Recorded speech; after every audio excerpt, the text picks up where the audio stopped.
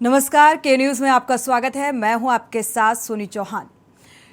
जनहित में बात आज कानून व्यवस्था को लेकर कि कानूनी कार्रवाई को लेकर दोहरा चरित्र सामने आता है। यूपी की मित्र पुलिस यानी जनता की रक्षक, लेकिन ये रक्षक ही भक्षक बन गए हैं।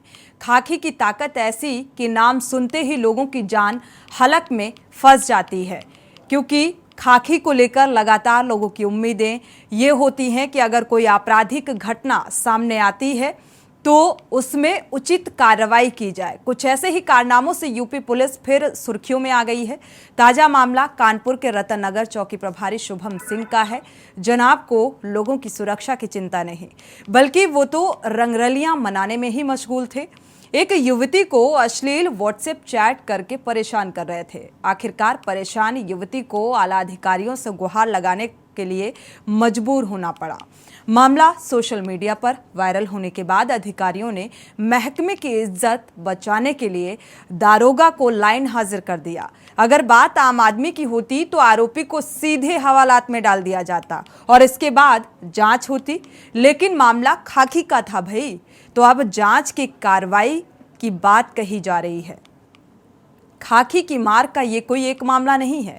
मऊ में विवेचना के नाम पर दारोगा जी का घूस लेते हुए वीडियो सामने आया, तो वहीं बांदा में डीएम ऑफिस के बाहर एक कांस्टेबल ने फरियादी को धुन दिया और इतना ही नहीं, इतने से भी उसका मन नहीं भरा तो घसीटते हुए कार्यालय के बाहर कर दिया।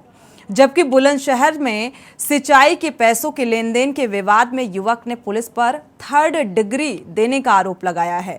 युवक ने वीडियो वायरल करने के साथ ही सीएम पोर्टल पर भी न्याय की गुहार लगाई, लेकिन आरोपी पुलिस कर्मियों के खिलाफ अब तक कोई कार्रवाई नहीं हुई। सोचने की बात यह है कि प्रदेश में लॉ एंड ऑर्डर को लेकर सरकार बड़े बड़े दावे करती है और यही कि पुलिस के खौफ से अपराधियों के हौसले पस्त हो गए हैं।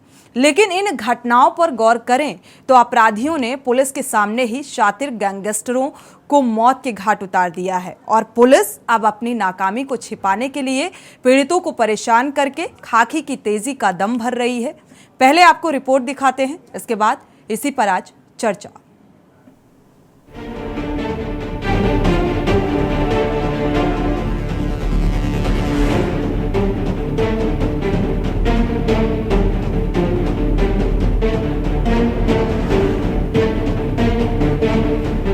बुलंदशहर में सिंचाई के पैसों को लेकर हुई कहासुनी के मामले में पुलिस पर युवक को 3rd डिग्री देने का आरोप लगा है। पुलिस की बेरहमी का आसम ये है कि युवक के बाल नोचकर उखाड़ दिए। वहीं युवक ने सीएम पोर्टल पर मामले की शिकायत की है, न्याय की गुहार लगाई है। यह पूरा मामला थाना खानपुर क्षेत्र के गांव भोपुर का है।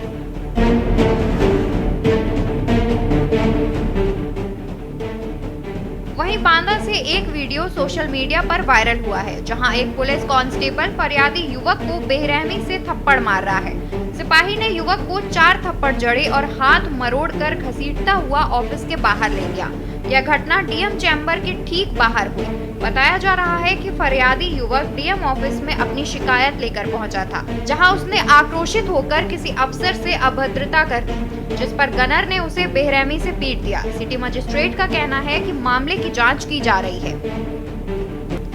कानपुर के गोविंद नगर की रतनलाल नगर चौकी में युवती से अश्लील चैट करने का चौकी इंचार्ज शुभम सिंह को चैट करना भारी पड़ गया। बता दें कि अश्लील चैट कर रहे दरोगा का व्हाट्सएप स्क्रीनशॉट वायरल होने पर डीसीपी साउथ ने चौकी इंचार्ज शुभम सिंह को निलंबित कर दिया। मामा के गायब होने की शिकायत लेकर युवती चौकी पहुंची थी। पीड़िता ने चौकी इंचार्ज की डीसीपी साउथ से शिकायत की थी। थाना गोविंद नगर क्षेत्र के एक सब इंस्पेक्टर का एक चैट सोशल मीडिया के माध्यम से प्राप्त हुआ है, जिसमें उनके द्वारा एक महिला से अभद्रता से बात की जा रही है।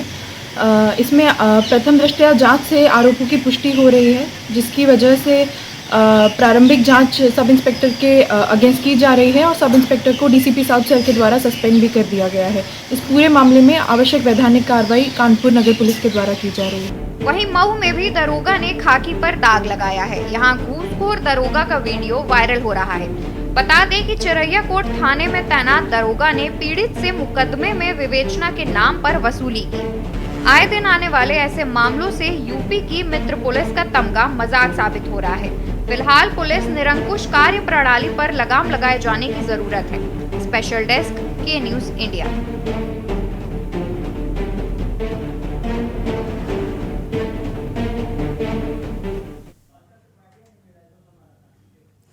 तो खाकी जिस पर हम भरोसा करते हैं, उम्मीद करते हैं कि हमें न्याय मिलेगा, उचित कार्रवाई होगी, आम जनता की एक आस होती है। लेकिन जब खाकी ही अभद्रता का व्यवहार करने लगे और सुरक्षा के नाम पर जो कार्रवाई का हवाला दिया जाता है, क्योंकि कानपुर का मामला सामने आ रहा है, बुलंदशहर का मामला सामने आ रहा है, मऊ और बांदा का मामला सामने आ रहा है, जहां पर खाकी को बचाने की भी भरपूर कोशिश की जाती है बजाय कार्रवाई करने की।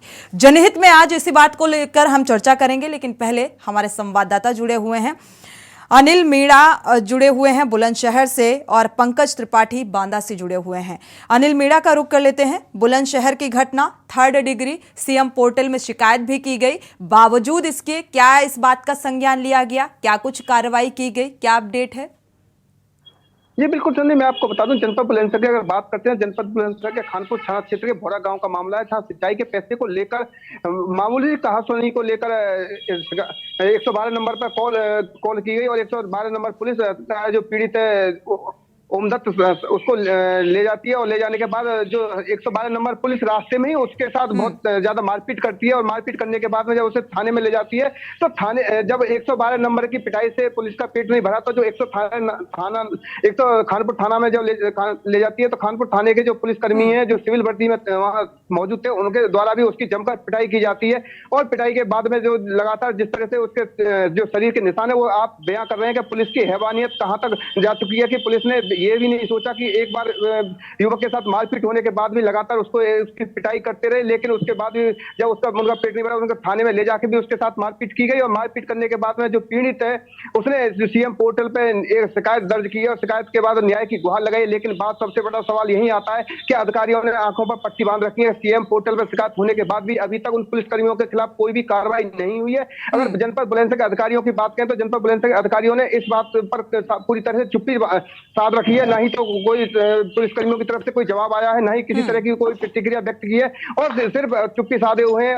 अभी तक किसी अधिकारी ने एसएसपी से लेकर एसपी सिटी, एसपी देहात यानी कि सीओ तक किसी भी ने कोई इस मामले पर कोई संज्ञान नहीं लिया है। जो जिम्मेदार अधिकारी हैं वो इस मामले को लेकर चुप्पी साधे हुए हैं। सीएम पोर्टल पर भी इस बात की शिकायत की गई, चूंकि मामला प्रशासनिक अमले से जुड़ा हुआ है तो इसलिए इस बात का संज्ञान सीएम पोर्टल पर भी नहीं लिया गया। अनिल मीणा वापस लौटेंगे, एक बार रुख कर लेते हैं पंकज त्रिपाठी का, संवाददाता बांदा से जुड़े हुए हैं। पंकज, जो मामला बांदा से सामने आ रहा है कि फरियादी युवक को पीट दिया गया, इसमें क्या कुछ कार्रवाई प्रशासनिक स्तर पर की जा रही है, क्या अपडेट है इस मामले को लेकर?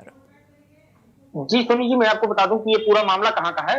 ये पूरा मामला जसपुरा थाना क्षेत्र के एक गांव का है, जहां से एक फरियादी सिटी मजिस्ट्रेट के यहाँ आता है, अपनी फरियाद लेकर आता है। अपने भाई, उसके भाई की मृत्यु हो जाती है और उसका भाई फंदे से लटकता शव मिलता है उसका, जहां वो केवल एक दुर्घटना बीमा को लेकर सिटी मजिस्ट्रेट से मिलता है।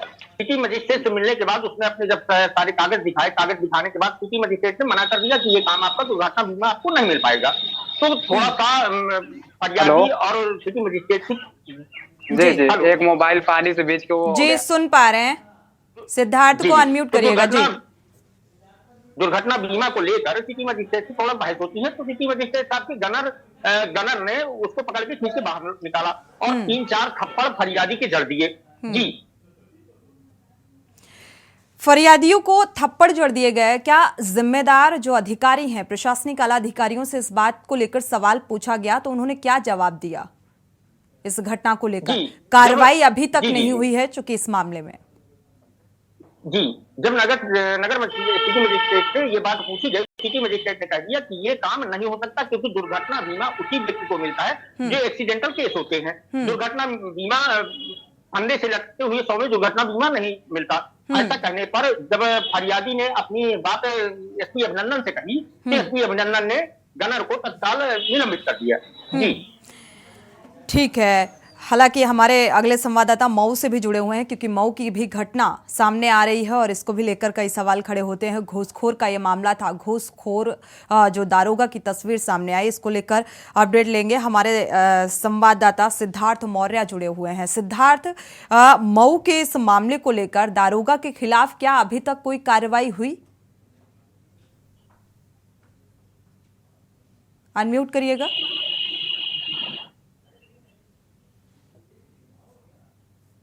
जी जी जी बता दें कि बता दें आपको जी, मऊ जिला में जो देखने को आई दिन ये घटना मिलती है, कहीं न कहीं पीड़ित को उनके ऊपर कोई न कोई किया जाता है। अगर बात करें जो दरोगा का, तो दरोगा जी जो इनसे था, जो पीड़ित से था, उनको विवेचना में नाम निकालने के लेकर उनसे पैसा ले रहे थे। और पैसा लेने का जो सोशल मीडिया पर जो वीडियो इस समय वायरल हुआ है, उनका कहीं न कहीं था, जो परिवार को बता रहे थे कि आप इतना पैसा दे दीजिए, आपका विवेचना में से नाम निकाल देंगे, ये कर देंगे। आए दिन अगर बात करें तो मऊ जिले में ऐसे कई दरोगा जो हैं, जिनका कहीं न कहीं परिवारों के ऊपर, कहीं न कहीं किसी के ऊपर ऐसे इनका होता है। इसको लेकर एक सोशल मीडिया पे भी वीडियो वायरल हुआ। अगर देखा जाए तो इस मामले में जो दरोगा है, दरोगा के ऊपर यहाँ के जो एसपी है, उनके ऊपर कार्रवाई किया, उनको तत्काल प्रभाव से निलंबित कर दिया गया है दरोगा। फिलहाल इस मामले में महज क्या निलंबन ही ये कार्रवाई उचित है? क्या जिम्मेदारों से आपने पूछा?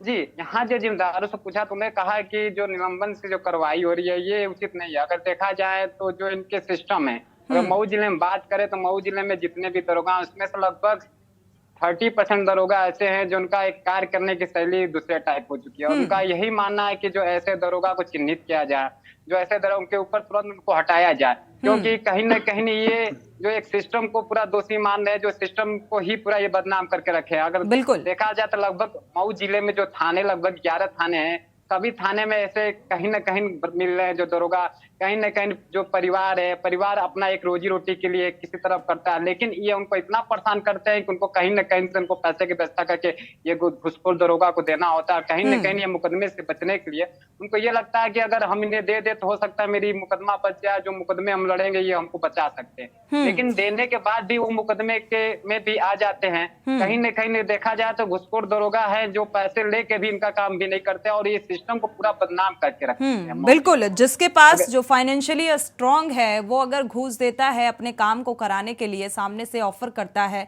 तो समझ आता है। लेकिन यहाँ पर खाकी एक बार फिर से दागदार नजर आ रही है। घूस लेते हुए दारोगा की सोशल मीडिया पर तस्वीर भी सामने आई, बावजूद कार्रवाई के नाम पर महज निलंबन है। तो क्या ये कार्रवाई उचित है? क्योंकि एक खाकी यहाँ पर दागदार है। जनहित में वापस लौटेंगे, रुख देहरादून का कर लेते हैं। उत्तराखंड का पुष्कर सिंह धामी, उत्तराखंड के सीएम क्या कुछ कह रहे हैं, सुनाते हैं आपको। अपनी सेवाएं देश के किसी न किसी कोने में दे रहे हैं।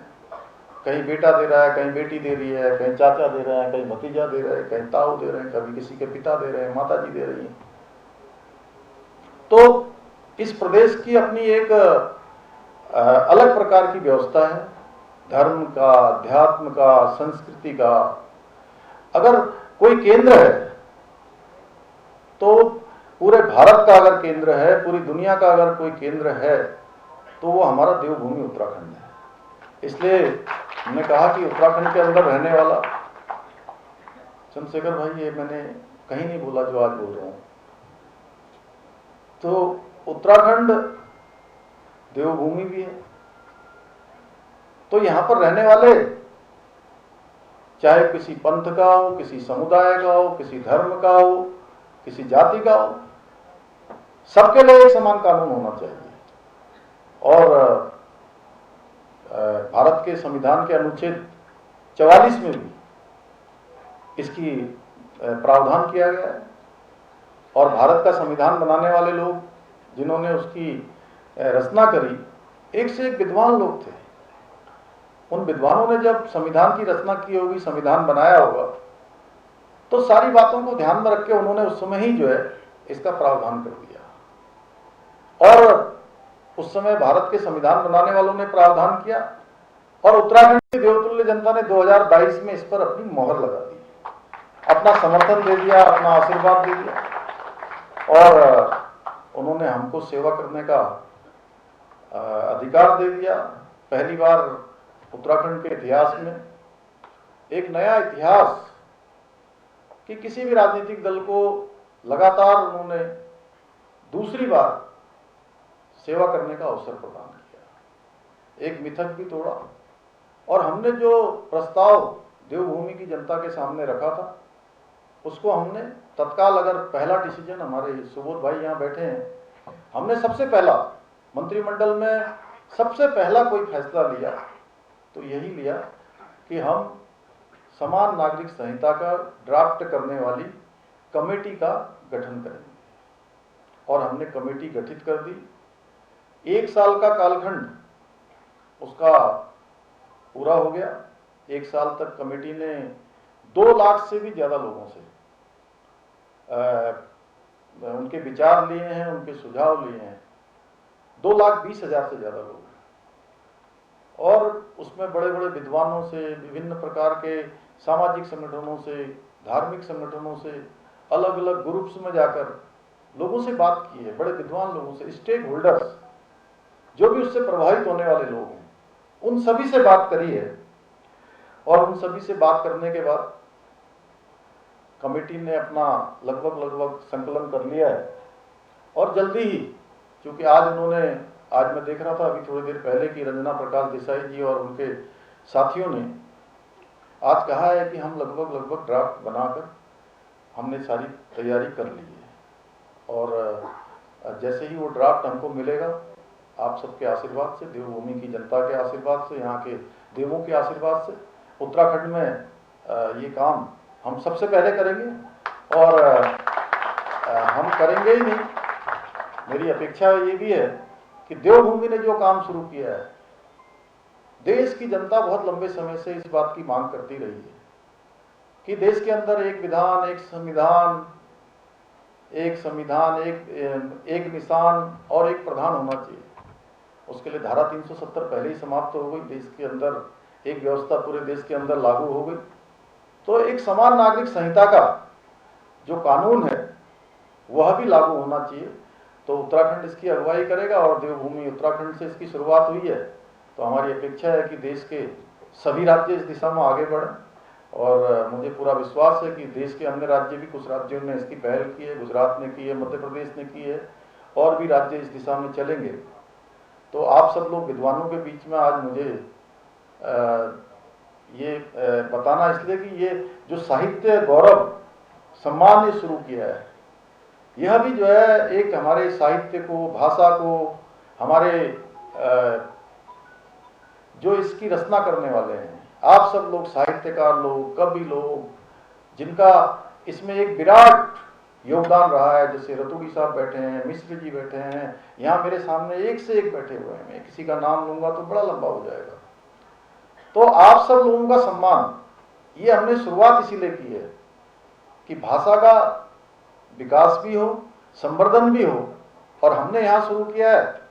तो आप सब लोगों में से जो है इसके पीछे हेतु ये है कि आप जितनी अपनी ऊर्जा से, जितने अपने लेखन से अभी तक आप लोग आगे आए हैं, और आपको ऊर्जा मिले। ये आपका प्रोत्साहन है कि इतने में रुकना नहीं है, आपने और लोगों को प्रेरित करना है। और स्वयं तो आप प्रेरित हो ही रहे हैं, क्योंकि आप तो लिख ही रहे हैं, इसीलिए आप यहाँ पर हैं। तो लोक भाषा सम्मेलन में पहुंचे हुए थे उत्तराखंड के सीएम पुष्कर सिंह धामी। उन्होंने कहा एक समान कानून की शुरुआत उत्तराखंड से होगी, क्योंकि सुझाव सामने आ चुके हैं। 2,20,000 सुझाव मिल चुके हैं और सब लोग इस बात का समर्थन कर रहे हैं। तो जल्द ही इसकी शुरुआत उत्तराखंड से होगी। जनहित में वापस लौटते हैं।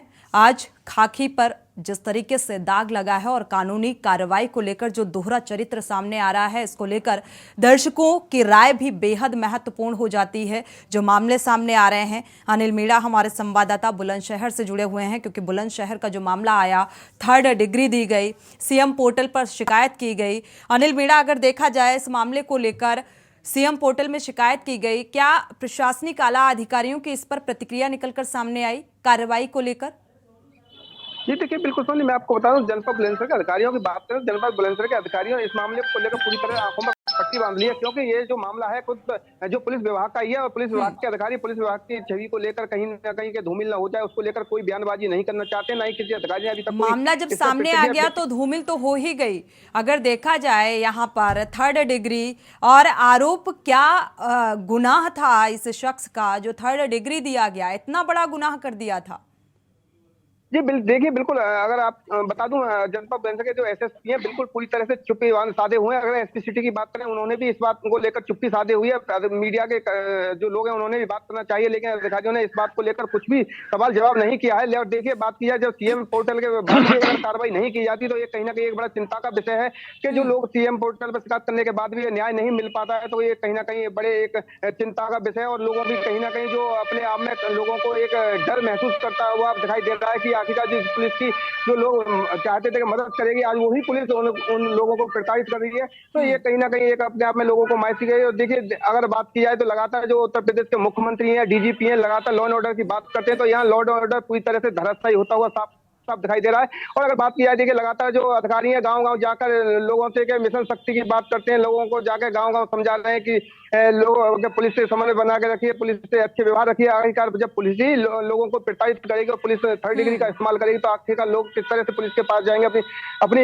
शिकायत लेकर। तो यहाँ कहीं ना कहीं हम बात की जाए तो पुलिस की पूरी तरह से लापरवाही सामने देखने को मिल रही है। लगातार जो पीड़ित है वो भी न्याय की गुहार लगा रहा है और न्याय की गुहार लगाते उसको आज इतना डर सता रहा है, उसको डर की वो डर के माहौल में जी रहा है। अब देखना यह होगा कि आखिरकार सीएम पोर्टल के बाद भी कार्रवाई होती है नहीं। अब तो ये चिंता का विषय है कि आखिरकार बिल्कुल न्याय देने वाले ही भ्रष्ट हो चुके हैं, तो न्याय देगा कौन, कैसे न्याय मिलेगा? क्योंकि अब पीड़ित तो न्याय की दरकार में है, लेकिन न्याय मिल पाना बड़ा महंगा और मुश्किल होता नजर आ रहा है।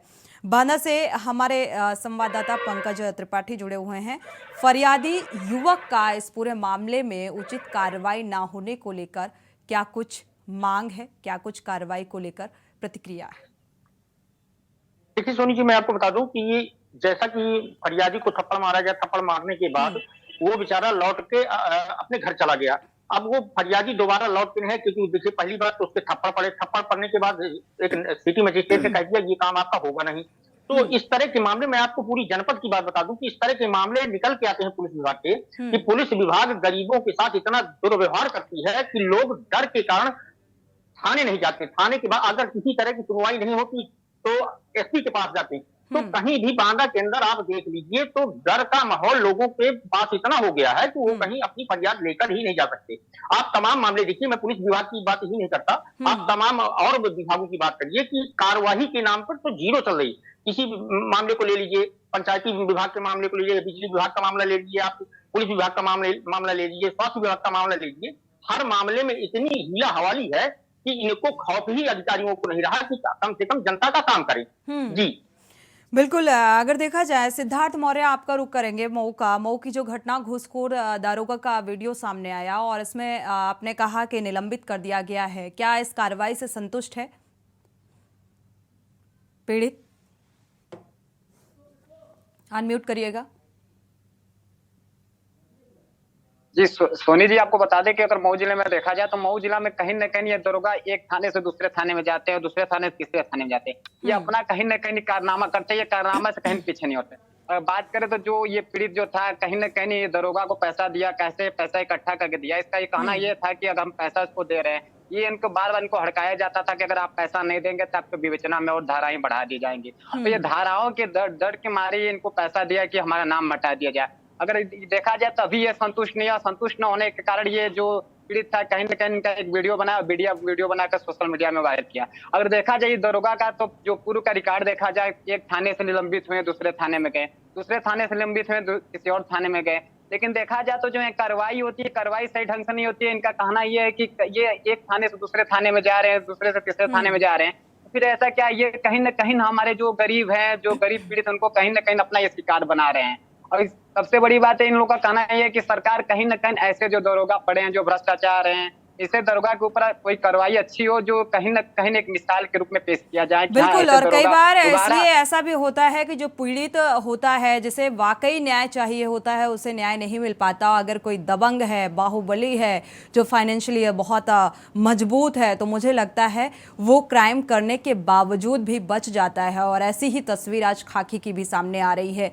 कानून तो है, लेकिन आम इंसान के लिए सारे कानून हैं और खुद के लिए कोई कानून नहीं है। यहाँ पर कानून के मायने बदल जाते हैं। शुक्रिया इस तमाम जानकारी को साझा करने के लिए सिद्धार्थ। अनिल मेड़ा, आपका भी बहुत बहुत शुक्रिया इस तमाम जानकारी को साझा करने के लिए। पंकज त्रिपाठी, आपका भी शुक्रिया इस जानकारी को साझा करने के लिए। लेकिन सवाल आज खाकी को लेकर जनहित में कि जब क्राइम किया जाता है, चाहे घूसखोरी का मामला सामने आए या थर्ड डिग्री टॉर्चर का मामला सामने आए या फिर छेड़छाड़ का मामला सामने आए, अगर छेड़छाड़ एक आम इंसान करता है तो उसके खिलाफ कार्रवाई कर दी जाती है। लेकिन अगर प्रशासनिक अमले में से किसी सिपाही ने या किसी दारोगा ने छेड़छाड़ की तो कानूनी कार्रवाई के मायने बदल जाते हैं। खाकी की शर्मसार कर देने वाली तस्वीर सामने आ रही है, क्योंकि यहाँ पर व्हाट्सएप में चैटिंग की गई है एक चौकी इंचार्ज की तरफ से। कानपुर का मामला है ये, जिनका नाम है शुभम सिंह।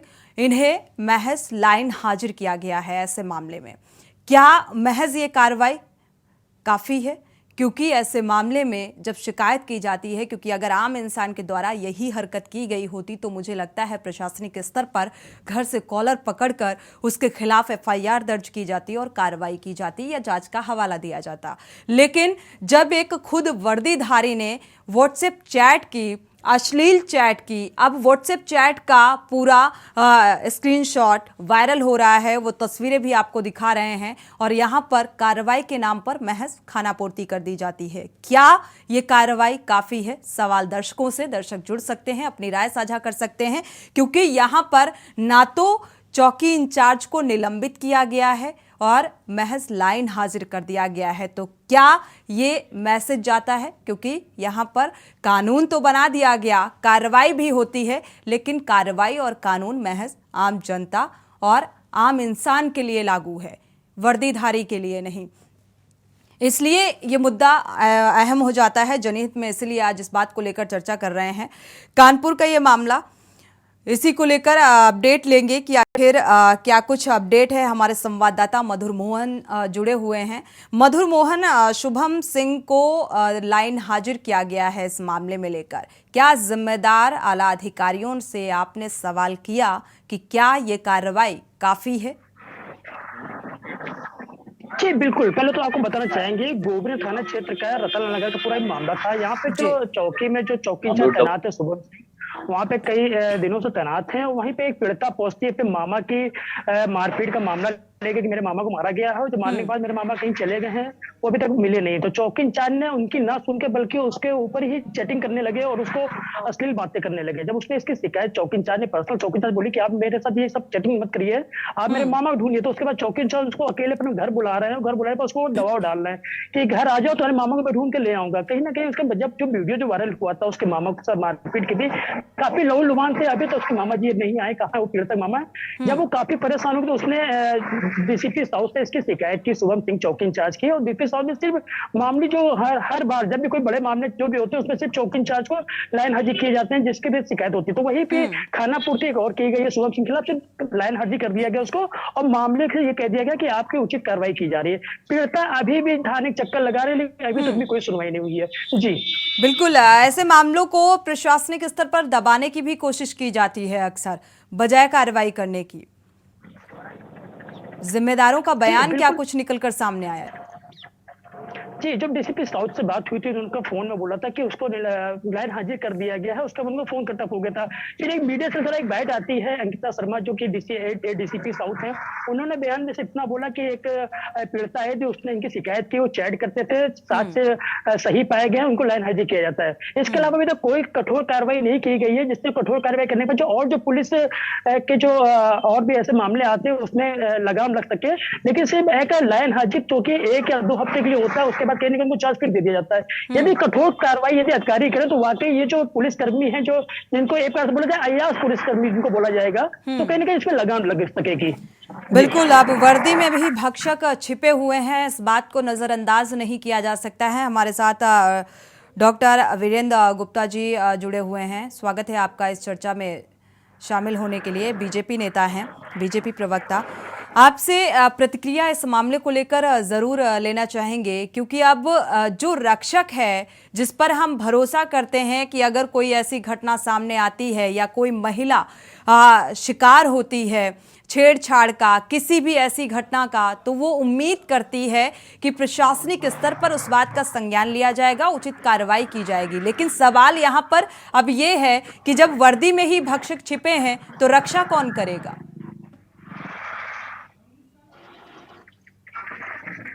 अनम्यूट कर लीजिए वीरेंद्र जी।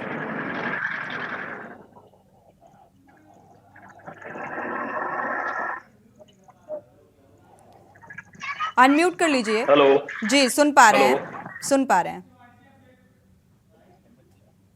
जी, आपने जो बताया मैंने सुना, और हमारी सरकार बेटियों को बचाने के लिए हर एक कदम उठाती है। और ऐसे भ्रष्ट जो अभी तक लोग हैं, माननीय महाराज जी के संज्ञान में आते हैं, ऐसे लोगों को कड़ी से कड़ी कार्रवाई की जाएगी और ऐसे लोगों का रास्ता जेल में है।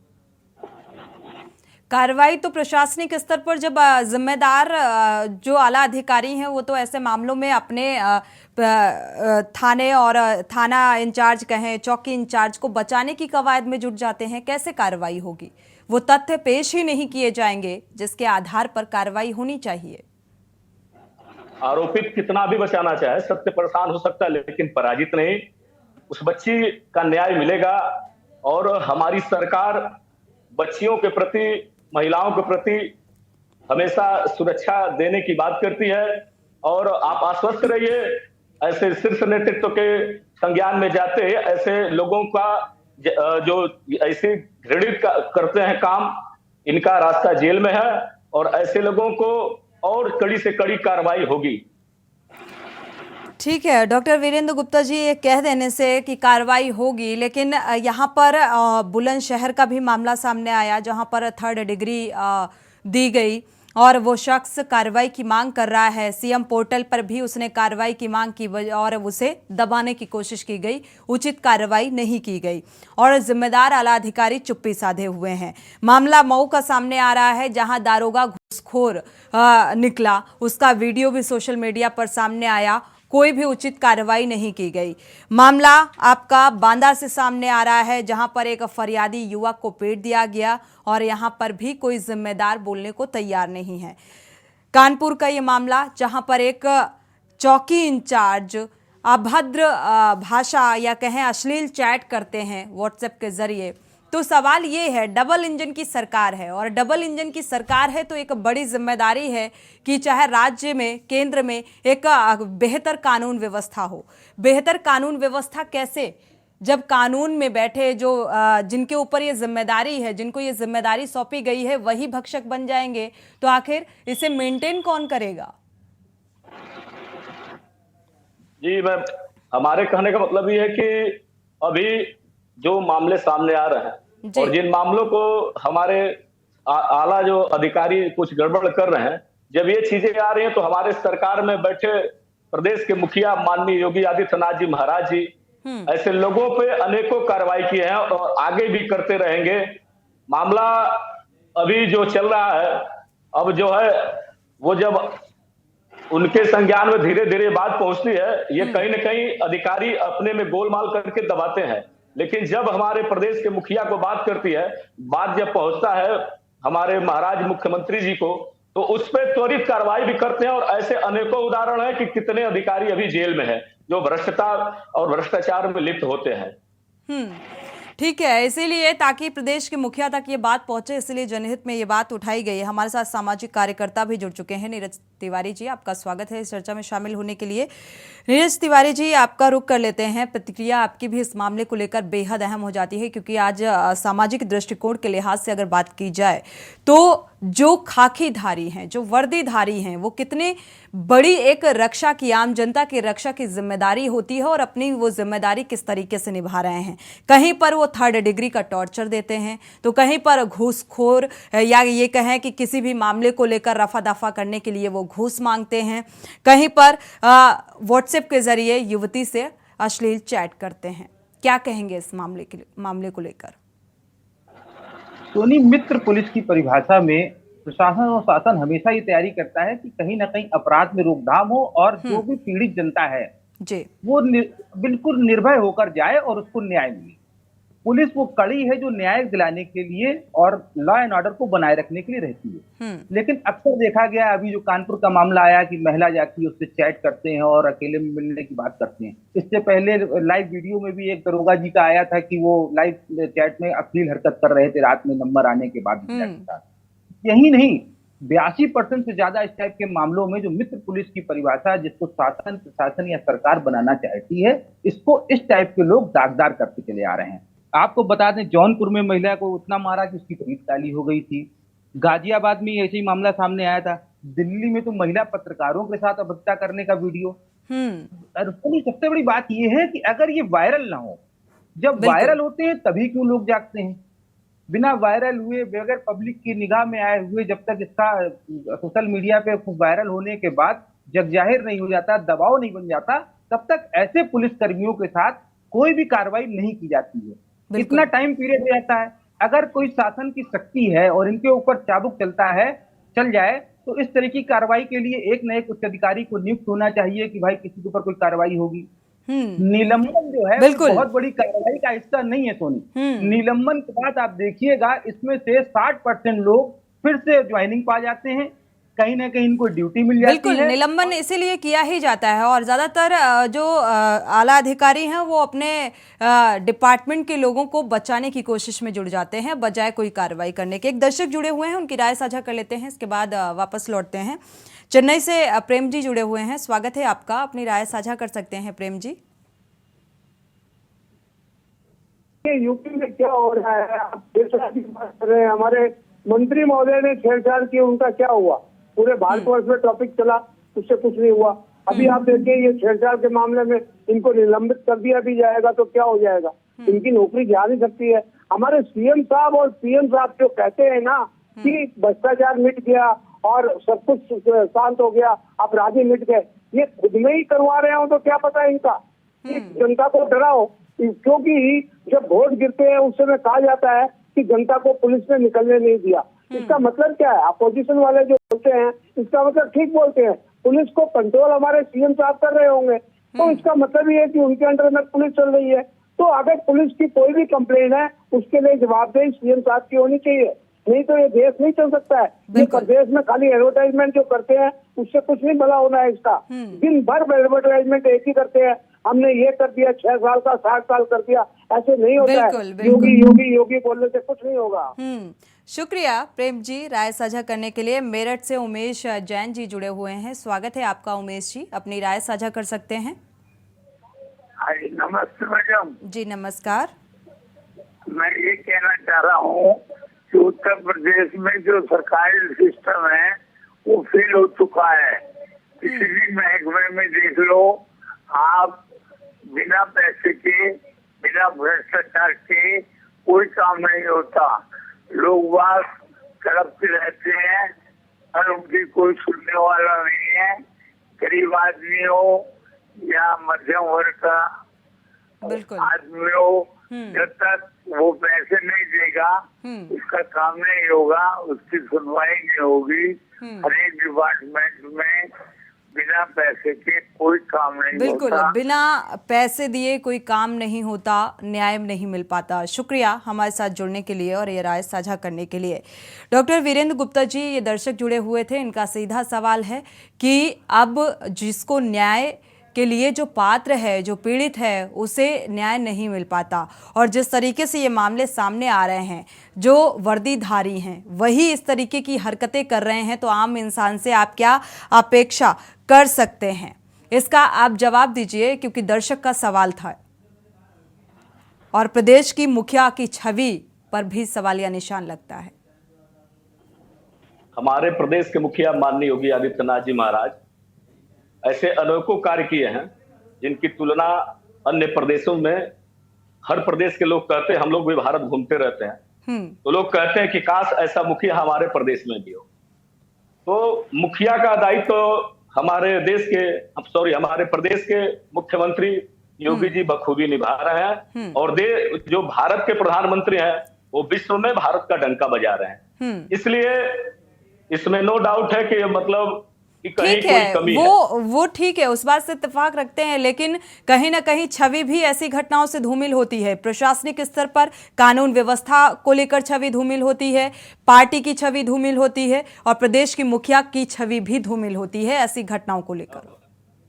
अब हमारे मऊ में ही एक ऐसे दरोगा जी थे सराय लखनसी में, उस समय कप्तान अनुराग आर्या जी थे, वो गलत पाते हुए उनको भी जेल भेजे। मऊ का ही मामला है वीरेन जी, इसमें घूसखोर दारोगा के खिलाफ क्या कार्रवाई की गई जो सामने आया? अभी जो है मामला जो चल रहा है, जब उच्च अधिकारियों से, जब माननीय प्रदेश के मुखिया जी से जब बात होगी, तो आप आश्वस्त रहिए ऐसे दरोगा को इनकी कड़ी से कड़ी सजा मिलेगी, क्योंकि हमारे योगी जी कहते हैं कि भ्रष्ट अधिकारियों को जगह जेल में है। यहाँ कोई न गुंडागर्दी चल सकती है और न कोई भ्रष्टाचारी रह सकता है। इसलिए ये जो मामला है अभी संज्ञान में आ रहा है, तो कहीं न कहीं चलिए उम्मीद करते हैं कि आप इस बात का आश्वासन दे रहे हैं कि कार्रवाई होगी घूसखोर दारोगा के खिलाफ। हमारे साथ कांग्रेस नेता भी जुड़ चुके हैं, जियाउर रहमान हैं कांग्रेस के नेता। स्वागत है आपका इस चर्चा में शामिल होने के लिए। आपकी भी प्रतिक्रिया इस मामले को लेकर बेहद अहम हो जाती है विपक्ष में होने के नाते, क्योंकि अब जो मित्र पुलिस है हमारी, रक्षा की जिम्मेदारी और वो भक्षक बनती हुई नजर आ रही है। हालांकि अलग अलग बुलंदशहर, मऊ, बांदा, कानपुर का ये मामला है जहां पर 3rd डिग्री का टॉर्चर, छोटी सी बात को लेकर सीएम पोर्टल पर भी शिकायत कर दी गई और यहां पर कोई संज्ञान नहीं लिया गया। घूसखोर दारोगा की तस्वीर सामने आ जाती है। मऊ का मामला, अभी तक कोई उचित कार्रवाई नहीं हुई। बांदा का मामला, फरियादी युवक को पीट दिया जाता है। कानपुर का मामला, जहां पर एक महिला न्याय की दरकार में जाती है अपनी समस्या को लेकर समाधान ढूंढने के लिए, और वहां पर चौकी इंचार्ज व्हाट्सएप चैट करने लगते हैं, अश्लील बातें करने लगते हैं। क्या कहेंगे? अनम्यूट करिएगा।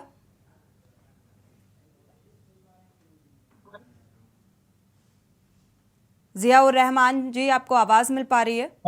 जी आवाज आ रही है। मेरी आवाज आपको आ रही है? जी सुन पा रहे हैं। देखिए जो बुलंदशहर की घटना है, ऐसी जो घटनाएं हैं आप देखेंगे पूरे प्रदेश के किसी न किसी कोने से आती हैं। उत्तर प्रदेश के मुख्यमंत्री योगी आदित्यनाथ जी कहते हैं कि हमारे यहाँ बहुत अच्छी पुलिसिंग है, पीड़ितों को न्याय मिल रहा है, गरीबों को न्याय मिल रहा है। लेकिन जो तस्वीर है जमीनी हकीकत के रूप में अगर आप आएंगे तो हर जिले का यही हाल है।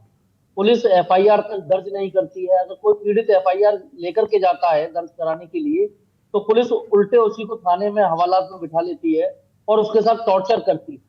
और जब आप, मेरे बुलंदशहर का ही मामला है, पिछले दिनों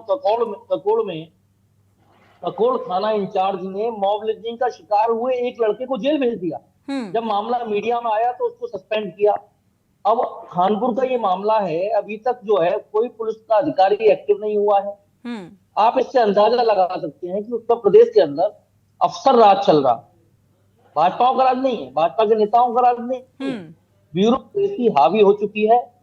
उनकी मर्जी होगी तो वो न्याय देंगे, उनकी मर्जी होगी तो न्याय नहीं देंगे। और ये बड़ी विचित्र विडंबना है कि एक तरफ तो ये राम राज्य की बात करते हैं और राम राज्य में ऐसी तस्वीर आए, पुलिस 3rd डिग्री टॉर्चर करे, पीड़ित की एफआईआर तक न लिखे।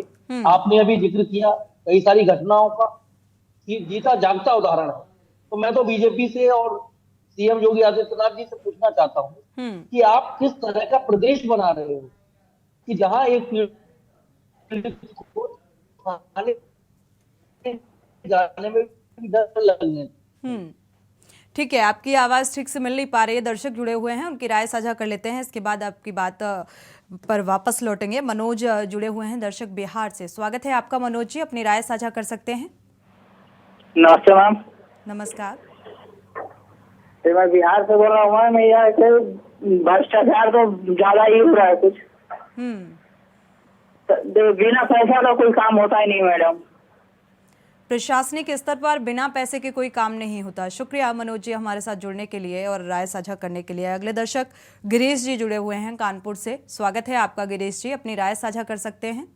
मैं एक बात ये कहना चाहूंगा कि समाज का पतन बहुत तेजी से हुआ है और हो रहा है। भोजन व्यवस्था बहुत ज्यादा खराब है हमारे समाज की, जिसके कारण हमारे काम, क्रोध, लोभ, मोह, अहंकार बेतहाशा बढ़े हुए हैं और उन्हीं नागरिकों में से सरकारी आदमी चुने जाते हैं। तो सुरक्षित हम कहाँ हो सकते हैं? तो व्यवस्थाओं में कुछ परिवर्तन करने की आवश्यकता महसूस होती है मुझे कि थाने जैसे हैं तो थानों में एक सिविल ऑफिस स्टाफ बना दिया जाए, उसमें पुलिस खाली सुरक्षा में तैनात रहे कि पुलिस कुछ कर नहीं सकती। वहाँ जनता जाए, अपनी सारी बात लिखाए, पढ़ाए, दे दे, इसके बाद वो डायरी करके पुलिस को कार्रवाई के लिए दे देंगे। जनता से डायरेक्ट कोई मतलब उनका पुलिस का नहीं है, आगे की विवेचना आदि वो करेंगे, तब वो उनके साथ जुड़ेंगे। तो कुछ ये अलगाव हो सकता है। और जो ये कहना कि इनको जेल में डाल देंगे या सस्पेंड कर देंगे तो ये सुधर जाएगा, क्योंकि जितनी भी वासनाएं हैं वो शरीर में व्याप्त हैं और बुद्धि के कमजोर होते ही ये हावी हो जाती हैं और मनुष्य को गिरा देती हैं। तो ये भोजन व्यवस्था अगर देश की सुधारी जाए तो उससे नागरिक उच्च कोटि के पैदा होंगे। आज उच्च कोटि का एक भी नागरिक देश में नहीं है। जिन योगी साहब का आप बार बार उदाहरण देते हैं वो खाते क्या हैं, आप पहले देख लीजिए, तभी वो थोड़ा आचरण ठीक रखते हैं। और उनके मंत्री जी लोग क्या खाते हैं, उनके आचरण कैसे हैं, ये भी आप देख लीजिए। तो भोजन से सारा कुछ संबंधित है और अगर आप भोजन सही नहीं करेंगे तो शरीर में ऐसी गैसें बनती हैं जो मन। चलिए गिरीश जी, दर्शक जुड़े हुए हैं, दर्शकों की अपनी अपनी राय होती है जो बेबाकी के साथ वो रख सकते हैं, साझा कर सकते हैं। हमारे साथ खास मेहमान जुड़े हुए हैं, चर्चा हमारी लगातार जारी है। मधुर मोहन संवाददाता कानपुर से जुड़े हुए हैं। मधुर मोहन, पिछले कुछ दिनों मित्र पुलिस के बर्ताव को लेकर चर्चाएं जोरों पर थी। देखा गया कि मित्रता का परिचय देना है प्रशासनिक अमले को और इस पर बहुत जोर दिया जा रहा था और कुछ ऐसी तस्वीरें सामने आई थी जहां पर देखने को भी मिला कि पुलिस बहुत मित्रता का व्यवहार कर रही है, लेकिन अब उल्टी तस्वीरें सामने आ रही हैं। क्या मित्र पुलिस वाकई बन पाई है? और ऐसी घटनाएं आने के बाद तो हम बिल्कुल इस बात पर विश्वास नहीं कर सकते। जी बिल्कुल, यदि जब कानपुर में कलेक्ट्रेट चालू हुई थी तो यही आदेश दिया गया था। सूबे के मुखिया ने भी कहा था कि कलेक्ट्रेट कानपुर लगाई जा रही, इलाहाबाद, आगरा, कई जगह। अब जो पुलिस है उसको पुलिस मित्र बन के काम करेगी और लोगों के जो भी काम नहीं हो पाते थे वो अच्छे से काम होंगे। जो फरियादी आते थे उनकी सुनवाई होगी। चाहे महिला हेल्प डेस्क बनाया गया हो, चाहे पुलिस का एक बूथ अलग बनवाया गया। लेकिन अभी बीच में जो मामले देखे थे कुछ दिन पहले नवाबगंज थाने में, वहां के खुद जो थाने इंचार्ज उन्होंने का एक वीडियो वायरल हुआ था, उसने एक अपराधी पकड़ा था और उसको ऐसे पकड़े जैसे वाकई कोई शूटिंग चल रही हो। जब उसकी छानबीन तो वाकई वो पूरा प्लांटेड निकला, तो कहीं ना कहीं अधिकारियों खुश करने चक्कर में हुआ।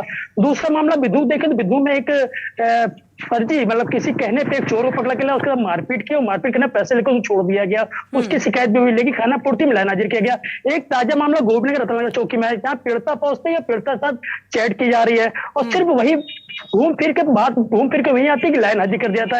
यदि सख्ती की जाए तो वाकई ये जो बच्चा है पुलिस वाले उनको सुधार होगा। यदि आम व्यक्ति किसी लड़की का छेड़छाड़ करता है, चैटिंग करता है, तो उसको 14 दिन की जेल एसीपी करता है आपकी तरफ से। और एक जो ये अधिकारी है जो बैठे हैं वो सिर्फ लाइन हाजिर करते, कहीं खाना पूर्ति सिर्फ करते हैं।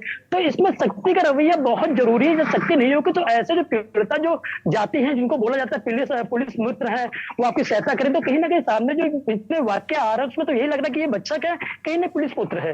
जी बिल्कुल, शुक्रिया मधुर मोहन इस तमाम जानकारी को साझा करने के लिए। लेकिन अभी भी मित्र पुलिस नहीं बन पाई है। हमारे साथ लगातार बीजेपी प्रवक्ता जुड़े हुए हैं, समाजसेवी जुड़े हुए हैं।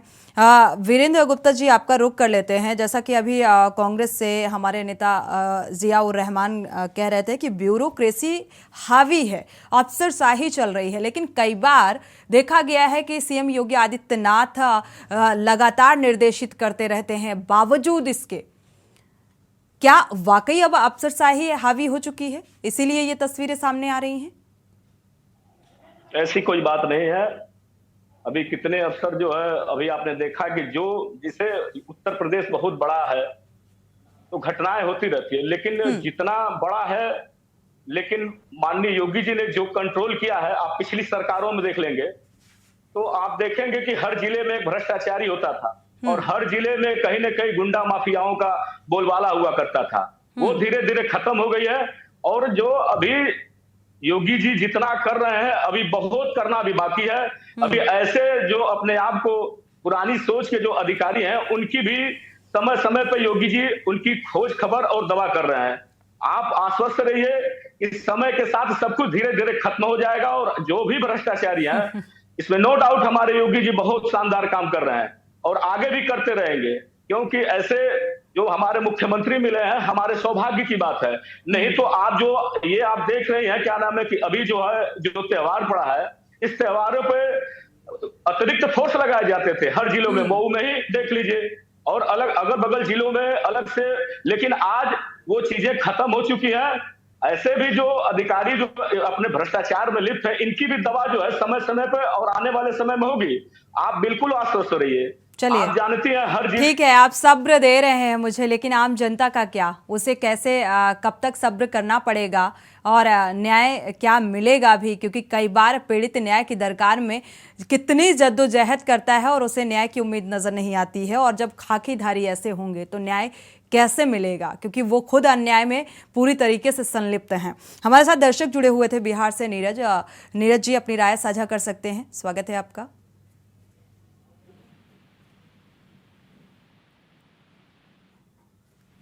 चलिए, संपर्क टूट गया है, वापस से जुड़ते हैं तो जरूर राय साझा करेंगे। सामाजिक कार्यकर्ता का रुख कर लेते हैं। नीरज तिवारी जी, आप वीरेंद्र जी की बात बखूबी सुन रहे होंगे, कितना इत्तेफाक रखते हैं। हालांकि वो सब्र दे रहे हैं कि थोड़ा सा संतोष रखिए, समय पर छोड़ दीजिए, स्थितियां बिल्कुल ठीक हो जाएंगी। क्या उम्मीद नजर आ रही है ऐसी?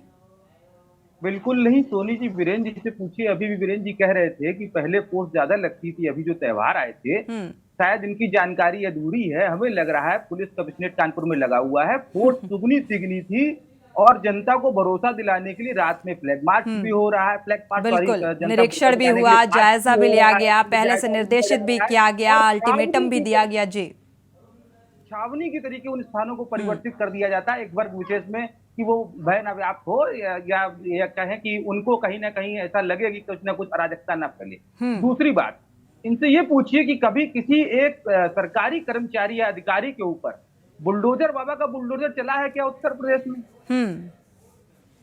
आज तक किसी भी, अभी जब घटना हुई अपनी बिकरू वाली, उसमें बहुत संदिग्ध बातें थी जो सामने नहीं आ पाई। कहीं ना कहीं भूमिका संदिग्ध मानी जा रही थी, कहाँ से सूचना पहुंचती है, कैसे इतना एनिमेशन आ जाता है, कैसे इतनी बड़ी घटनाएं हो जाती है।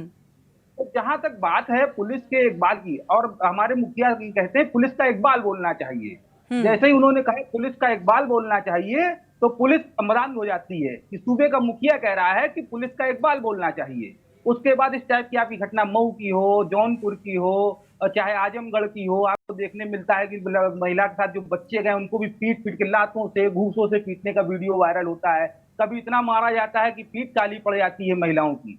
और मित्र पुलिस की परिभाषा इसलिए बनी थी कि समाज में लोग निडर होकर पुलिस के पास जाएं, अपनी बात कहें। हाँ, तो सुधार शुरुआत में जब देखने को मिला, जब पुलिस कमिश्नरेट बनी तो कुछ बूढ़ों को उनके घर में पहुंचाना, कुछ घायलों को अपनी गाड़ी में ले जाके अस्पताल में एडमिट कराना, तो बिल्कुल तमाम ऐसे वाकये सामने आए। बिहार से एक दर्शक जुड़े हुए हैं, उनकी राय साझा कर लेते हैं। नीरज जी जुड़ चुके हैं, स्वागत है आपका। नीरज जी अपनी राय साझा कर सकते हैं।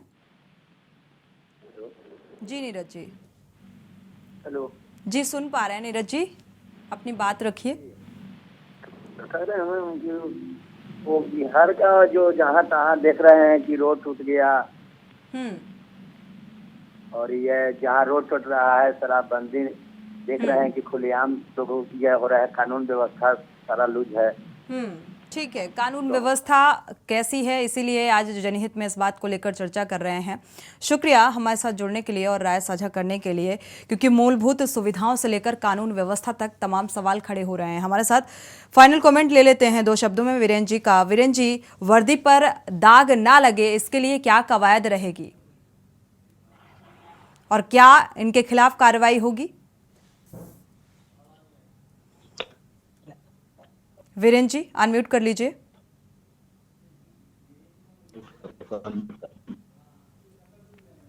चलिए, संपर्क टूट गया है फिलहाल, क्योंकि सवाल बड़ा है। मित्र पुलिस का क्या कुछ परिचय, किस तरीके से वो तस्वीर निकलकर सामने आती है और यहाँ पर क्या कुछ तस्वीर निकलकर सामने आ रही है जो कई सवाल खड़े करती है।